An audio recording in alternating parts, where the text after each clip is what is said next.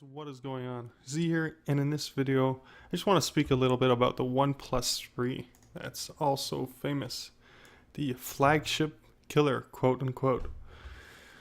So the OnePlus 3 was released in early June as a budget-friendly flagship killer smartphone. Just listen to this.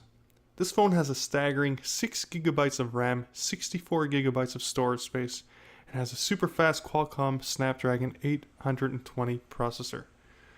The rest of the phone specs I'll post in the description with the compatible network frequencies. So this phone is a pretty big deal because everybody wants an awesome phone for a bargain, and this is just it. So this phone sells for $519 Canadian.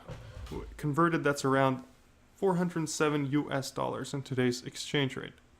So as you can see, this is almost half the price of your flagship phone. So it does have a 16 megapixel camera, dash charge, basically super fast charging. It charges your phone 60% within the first half hour of charging it. It has Oxygen OS. Looks really sleek actually, almost like the iPhone. Yeah, very similar design to the iPhone except for the back camera placement. It has the mute switch, which is awesome. The iPhones, I really like that in the Apple iPhones. I wish more phones actually did that. It uses USB-C, and it does have the fingerprint reader, which is right there. The speaker grills are on the bottom like in the iPhone, and you have the 3.5mm jack. And obviously you have the never settle branding there, where it's like never settle. Don't settle for an expensive phone that has half the specs. I guess that's what they're trying to tell us all. But here are some things to consider before buying this phone. The memory management. Yeah, this phone does support 6GB of RAM, but it doesn't yet know how to properly manage the 6GB. So that is actually a huge problem right now, because people are getting frustrated at the whole, hey, I have 6GB of RAM on my phone, how come it's not utilizing it? But then again, OnePlus has released a statement saying that they are releasing an update for the RAM management. I would, if I were you and you were really looking to purchase this phone, I would wait a little bit, wait it out, see if they actually did fix that issue. Another thing I want to bring to your attention is the warranty, right? So what happens if this phone breaks? If you get a defective phone, what happens? Who comes to fix it? Who do you complain to? Are you just gonna buy your phone and if something breaks, you're just going to contact the company? I mean, like what are you gonna do?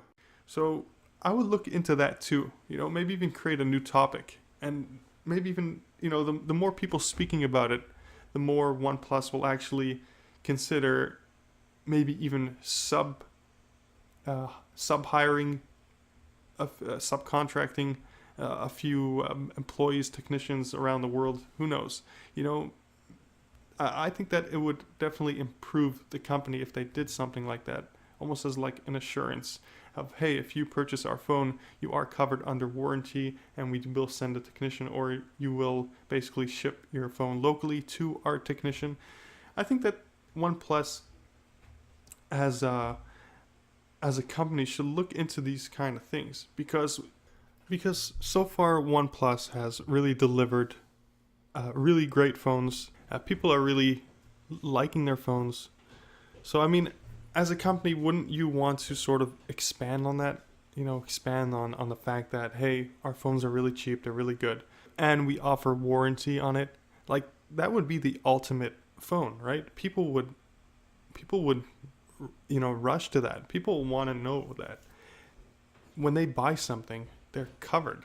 They have insurance on it. They have, instead of buying your phone, having, because there's such a small room for error on a phone. If something's wrong with your phone, you have to send that in.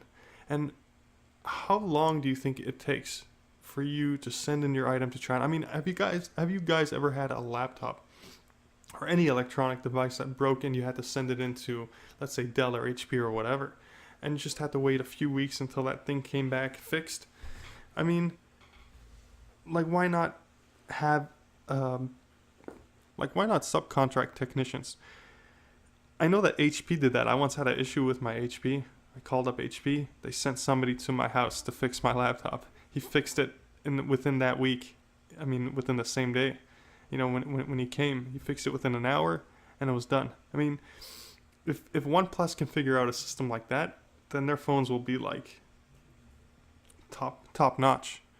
Right? I feel like the biggest barrier right now, the biggest struggle for OnePlus is the fact that they can't really offer a local alternative to returning their product to China to getting it fixed, you know, and having to pay all that money in shipping and customs. I mean, one of the biggest reasons why I say a company like Apple, they do so well is because they have really good customer service, right? Like if your iPhone breaks, you take it to the Apple geeks and they fix it for you. You make an appointment, they fix it for you almost on the spot, right? So if OnePlus can offer something like that, then they are really in the market. They are solid. They're going to be different than all the other companies in China.